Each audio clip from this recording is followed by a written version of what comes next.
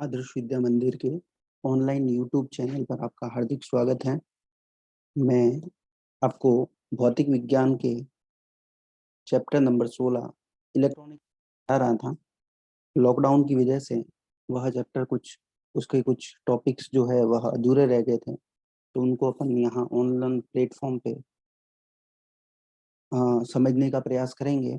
तो इसी क्रम में जो अपना अगला जो टॉपिक था वह टॉपिक था दिष्टकारी। दिष्टकारी होता क्या है उसके बारे में हम जानेंगे। तो इससे पहले जस्ट अपन ने जो पढ़ा था, अगर मैं पीछे की आपको बात बताऊं तो अपन ने एक पढ़ा था PN junction diode. PN junction diode जो है वह एक देशिकी है, जिसमें जो है धारा प्रवाह है वह एक दिशा के अंदर होता है। तो उसी पीएन जंक्शन डायोड को या पीएन संधि डायोड को अपन यहाँ पर दिष्टकरण के रूप में प्रयोग करेंगे। सबसे पहले अपन जान लेते हैं कि दिष्टकारी क्या है, दिष्टकरण किसे कहते हैं, ये अलग अलग इनके प्रकार होते हैं, किस तरीके से काम करेगा उसको अपन एक स्टेप बाय स्टेप उसको क्लियर करते चलेंगे। तो सबसे पहले अपन बात करते हैं दिष्टकरण होता क्या है। तो मैं इसको समझाने से पहले कुछ चीजें आपको बताना चाहूंगा कि सबसे पहले हमारे पास में दो चीजें होती हैं। एक तो होती है प्रत्यावर्ती धारा, जिसे अपन अल्टरनेटिंग करंट कहते हैं। जो हमें हमारे घरों में से जो सप्लाई आती है वह अल्टरनेटिंग करंट है या प्रत्यावर्ती धारा है, जिसकी वोल्टता बहुत ही उच्च होती है। एक होती है दिष्ट धारा, जैसे जिसकी वोल्टता बहुत ही कम होती है। और दिष्ट धारा के अगर उपकरण की बात करें तो जैसे सेल से चलने वाले जितने भी उपकरण हैं, जैसे हम मोबाइल का जो चार्जर है वह एक दिष्टकरण है।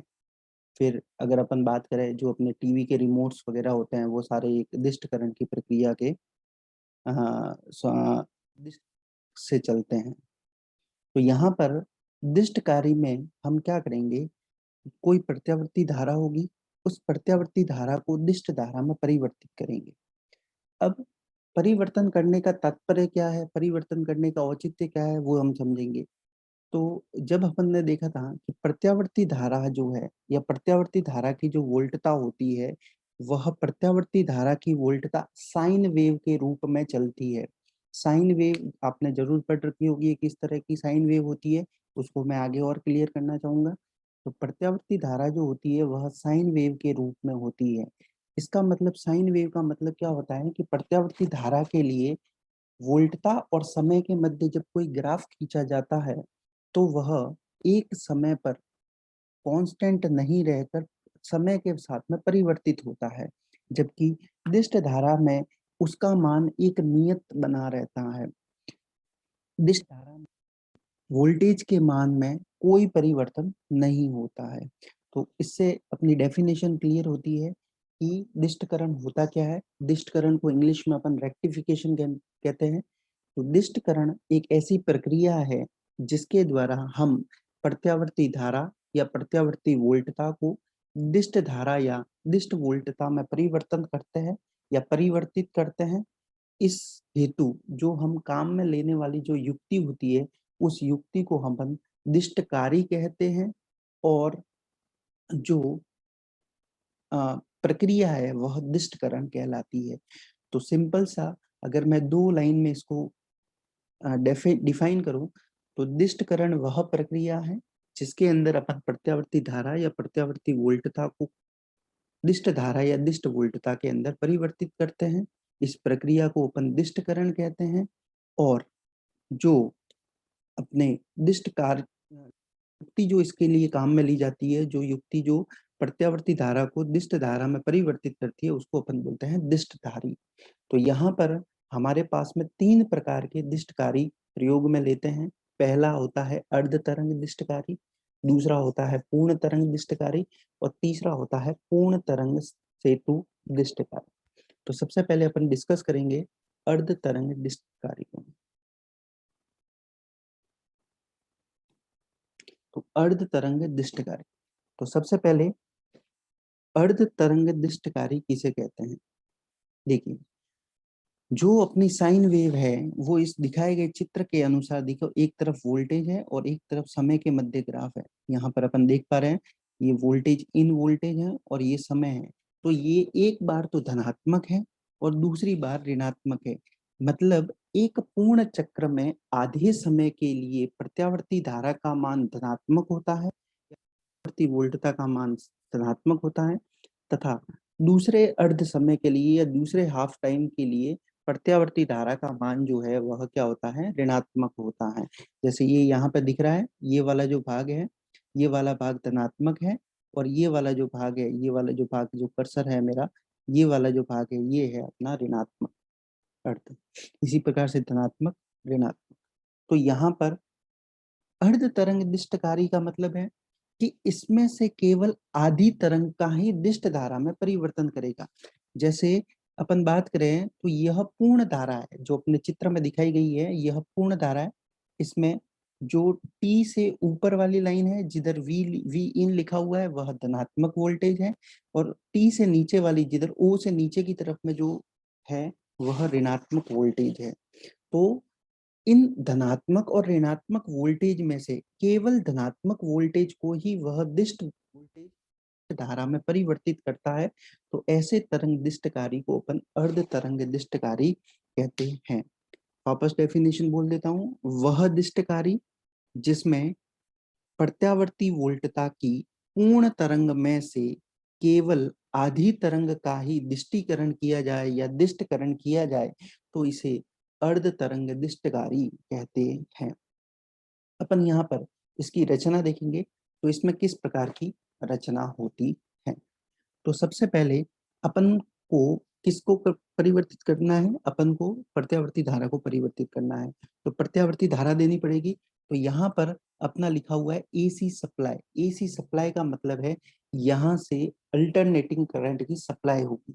अल्टरनेटिंग, तो यहाँ पर एक निवेशी क्या होता है, प्रत्यावर्ती विभव स्रोत होता है।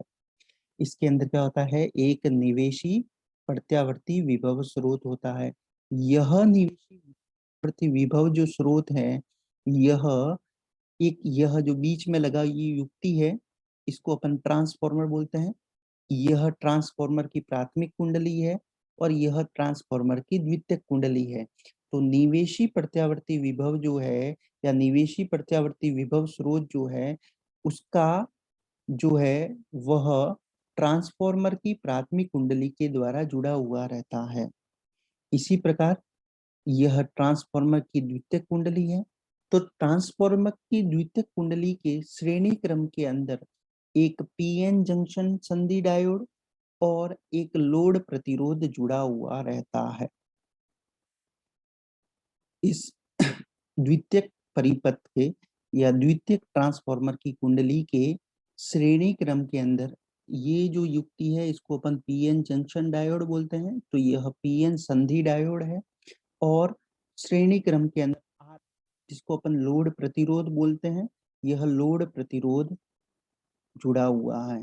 तो इस प्रकार से इस अर्ध तरंग दिष्टकारी की रचना है। वापस समझा देता हूँ। इसमें एक निवेशी प्रत्यावर्ती विभव स्रोत होता है। निवेशी प्रत्यावर्ती विभव स्रोत ट्रांसफॉर्मर की प्राथमिक कुंडली है उससे जुड़ा हुआ है। इसी प्रकार ट्रांसफॉर्मर की जो द्वितीयक कुंडली होती है उसके श्रेणी क्रम में एक पीएन जंक्शन डायोड होता है और एक लोड प्रतिरोध आरएल जुड़ा हुआ होता है। इस लोड प्रतिरोध आरएल के सिरों पर इस लोड प्रतिरोध आरएल के सिरों पर हम निर्गत दिष्ट वोल्टता प्राप्त कर सकते हैं। यहाँ पर अपन इनपुट देंगे और यहाँ पर अपन आउटपुट प्राप्त करेंगे। ठीक है।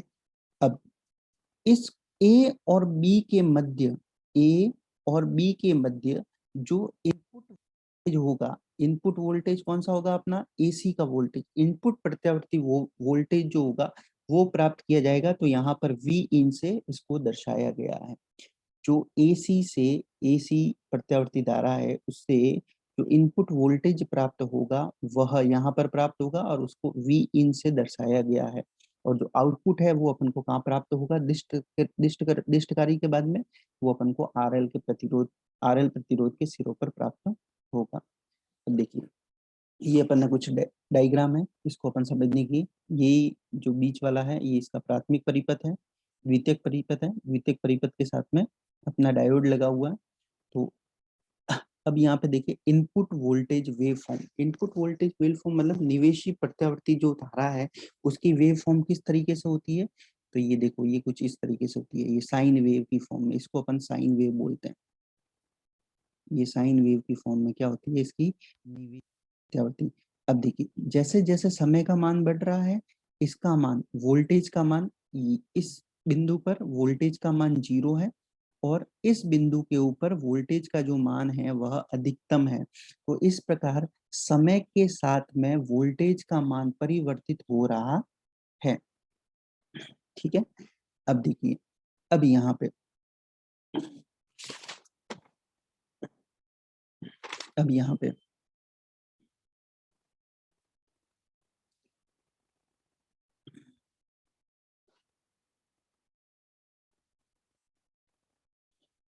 तो हम इसकी कार्यविधि पढ़ेंगे, कार्यविधि किस प्रकार से होती है।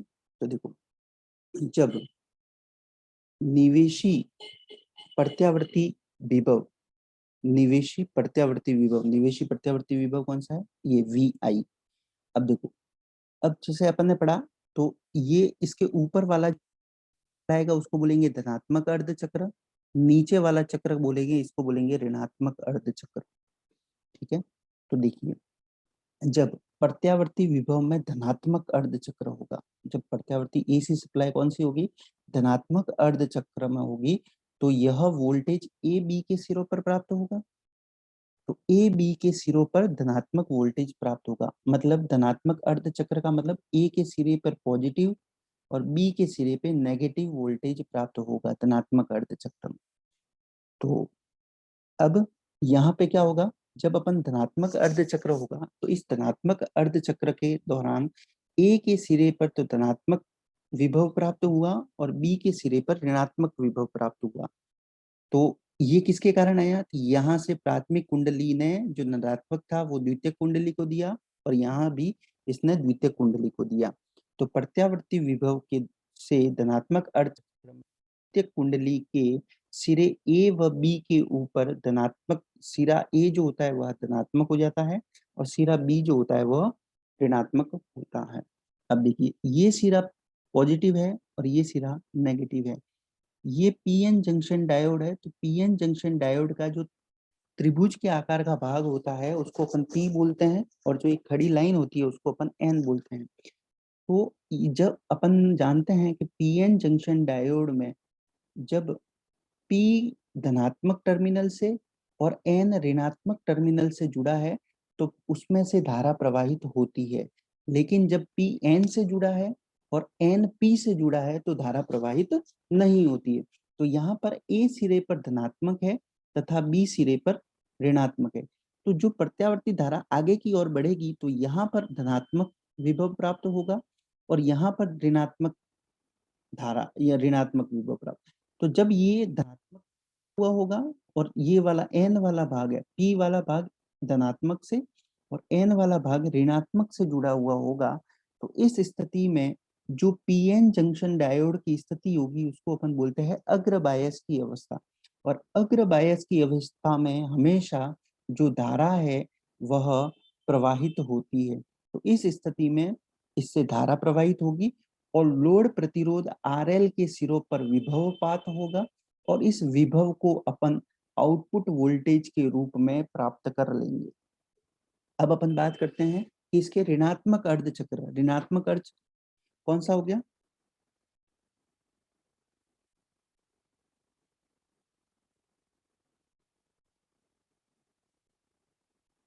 ऋणात्मक अर्ध चक्र आपका कौन सा हो गया, ऋणात्मक अर्ध चक्र आपका ये ऋणात्मक अर्ध चक्र है।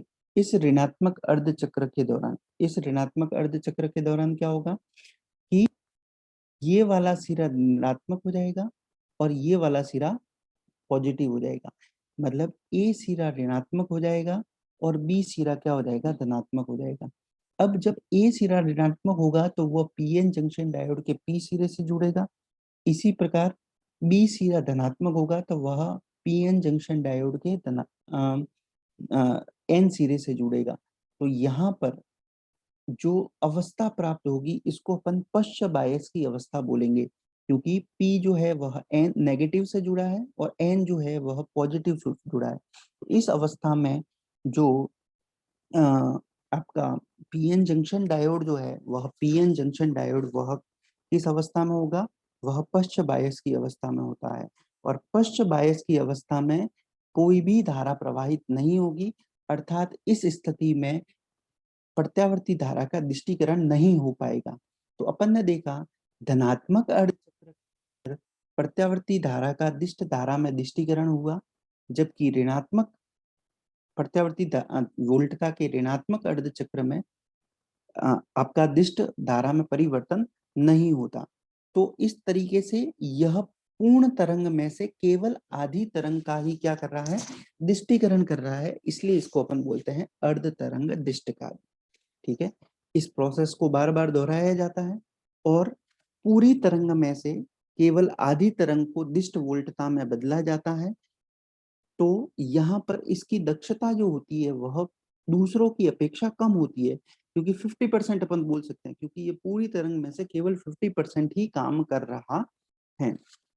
तो यहाँ पर अपन देखेंगे, तो यहाँ इसका डायग्राम देखेंगे आगे, तो ये देखिए इसमें धनात्मक अर्ध चक्र को लिया, ऋणात्मक अर्ध चक्र में कोई काम नहीं किया, धनात्मक अर्ध चक्र को लिया, ऋणात्मक अर्ध चक्र में कोई काम। तो ये इनपुट फॉर्म है और ये है आउटपुट फॉर्म। तो यह धनात्मक को, धनात्मक जो है विभव या वोल्टता है उसको जो है आगे की ओर प्रवाहित करता है अग्रबायस की अवस्था में, और ऋणात्मक अर्धचक्र के अंदर वह दिष्टकरण की क्रिया को नहीं करता है। तो ये था हमारा दिष्टकरण। तो इसके अगले वाला टॉपिक जो है पूर्ण तरंग दिष्टकारी, वो इससे अगले वाले वीडियो में हम इसको करेंगे।